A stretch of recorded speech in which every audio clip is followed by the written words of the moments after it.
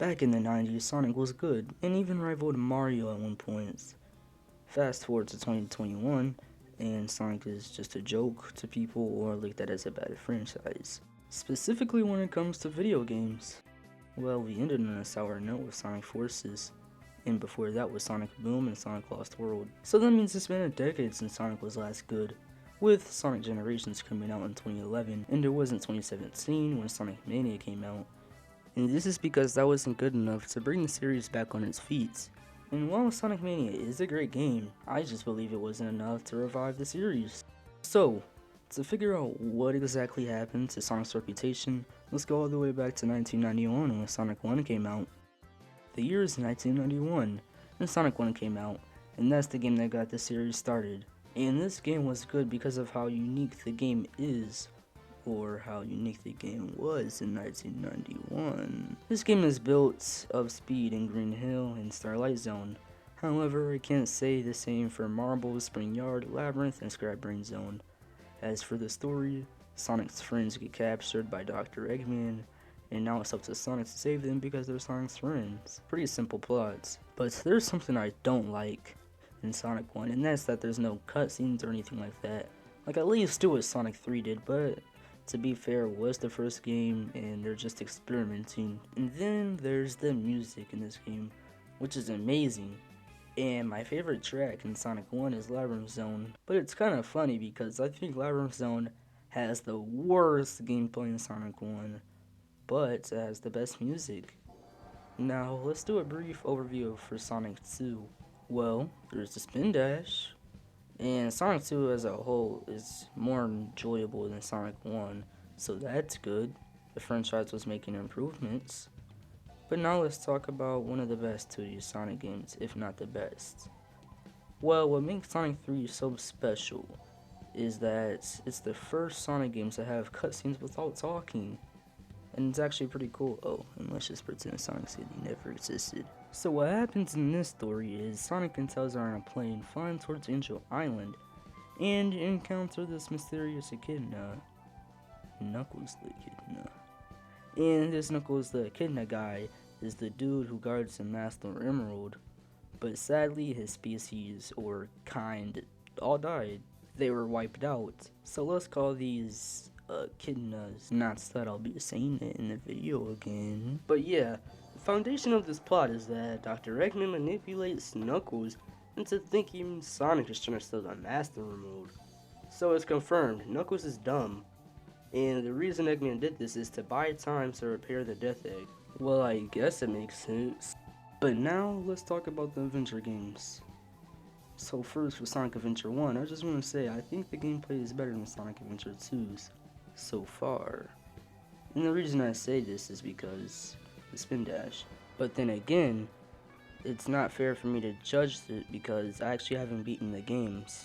But anyways, I just want to talk a little bit about how I think Sonic Adventure and Sonic Adventure 2 helps out the Sonic franchise a lot.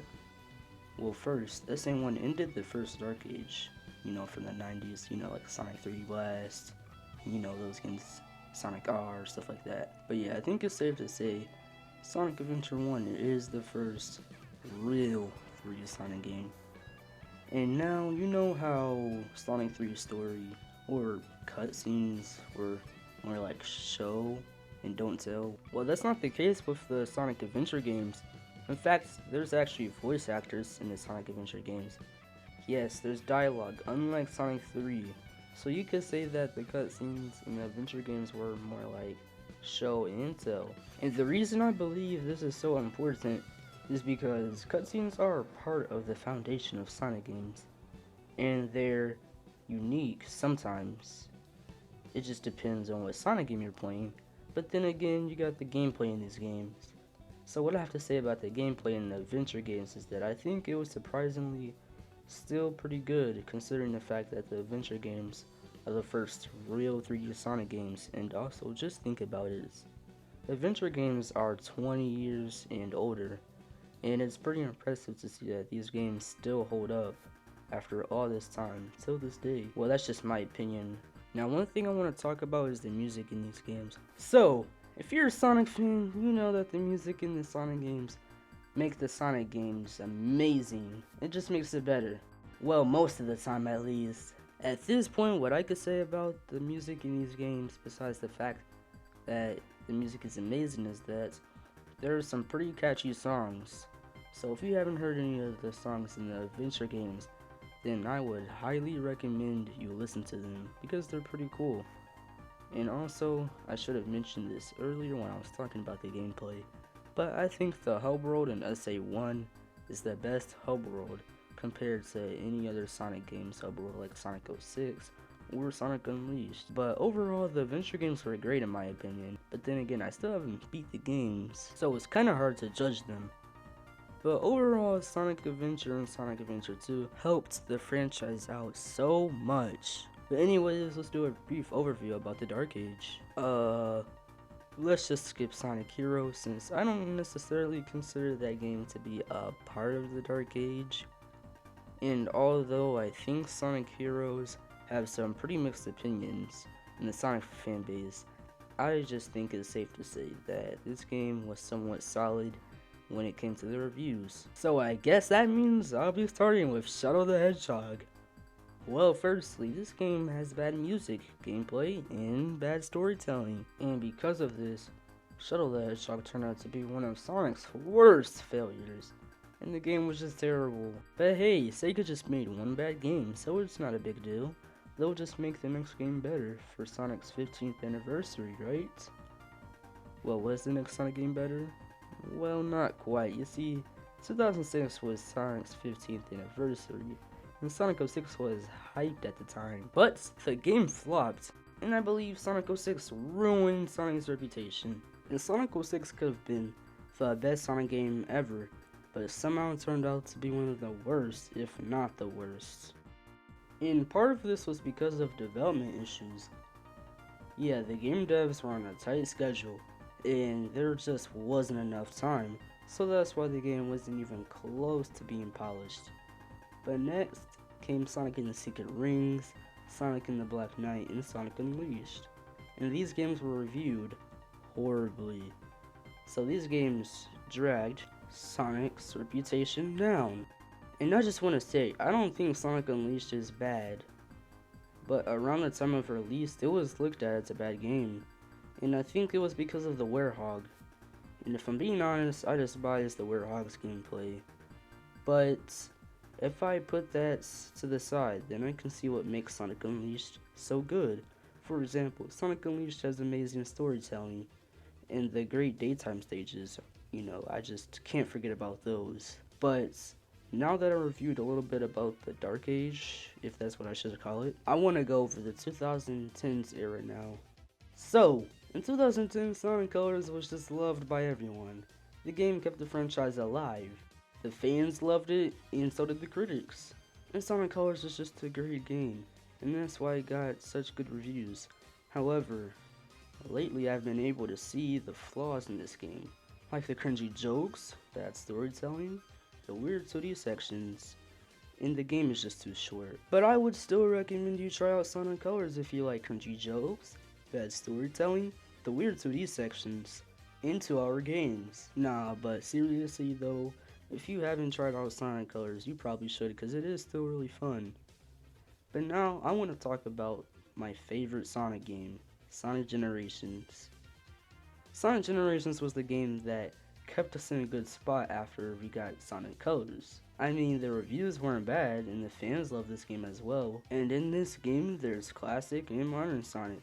I think that's just a great idea. And the story is great too, as well as the gameplay. Like, everything in Sonic Generations is just amazing. Oh, and the game also has good music. Wait a minute. I might be a little bit biased towards Sonic Generations, probably because it was my first Sonic game ever. In fact, it was my first video game ever that I played. I still remember this, nearly a decade later. I was a little kid, and I beat Sonic Generations in 7 days. Now, that might sound kinda bad, but just think about it, because Sonic Generations was my first video game ever. And by the way, I played the 360 version, so that was nice. Okay, now let's talk about some more bad Sonic games. So we got Sonic Lost World. Alright, let me be honest, I don't even know why this game was made, and I think it shouldn't even have been made actually. This is because Sega had just figured out a formula that worked for gameplay for Sonic games to boost gameplay, so I'm confused why they would experiment even more. But yeah, there's a run button in a Sonic game. Okay, let me get to the point. Sonic Lost World did not help Sonic's reputation. So first of all, Sonic Lost World is a Mario game, but it's Sonic. Secondly, the gameplay is bad. The story is bad, and so is the music, so yeah. Now that that's out of the way, I could talk about Sonic Boom. So, after Sonic Lost World's failure, you'd think we wouldn't get another worse game than that. But unfortunately, this actually happened. Okay, now it's that time when I tell you why the game is bad. Well, the gameplay sucks, the music sucks, the plot sucks, the game's visuals suck, even for a Wii game, and that just isn't enjoyable overall. But there were some development issues with the game, and I'm not gonna explain that in this video because I already did that in my Sonic Boom video. Go check that out if you want to learn about what happened with the development issues and why Sonic Boom truly flopped. But now, I want to talk about Sonic Mania and Sonic Forces. So earlier at the beginning of this video, I said Sonic Mania didn't bring the series back on its feet, and the reasoning behind this is because, as mentioned before, Sonic Mania wasn't good enough to revive the series. And what makes it worse is that Sonic Forces came out after that. So what I'm trying to say is, if we got Sonic Mania and Sonic Mania only in 2017, Sonic's reputation could have been a lot better in later years. Like, let's say today, for example, in 2021. And just know, I'm not hating on Sonic Mania. In fact, it's my second favorite 2D Sonic game. But I'm just saying, a 2D Sonic game isn't gonna cut it. But if you want to know what I think about Sonic Mania, then here's what I have to say. The gameplay is great, the music is amazing, the visuals are very nice, and the story is somewhat solid. But for some reason, Sonic Mania's story just has to tie in to Sonic Forces with the Phantom Ruby. So now, I guess that gives me permission to talk about Sonic Forces. Well, what do I need to say? Everything is bad in Sonic Forces. Even the marketing. It's like after Sonic Boom. The marketing for Sonic games has just been terrible. And this isn't even a joke at this point, because we could literally get a new Sonic game tomorrow, and there wouldn't even be any marketing for it. And I'm not saying we will get a new Sonic game tomorrow, obviously. I'm just giving an example of how it seems like Sega doesn't care about Sonic anymore. But anyways, that's all I have to say. Let me know if you agree or disagree with my opinions in the comment section. Make sure to like and subscribe, and peace.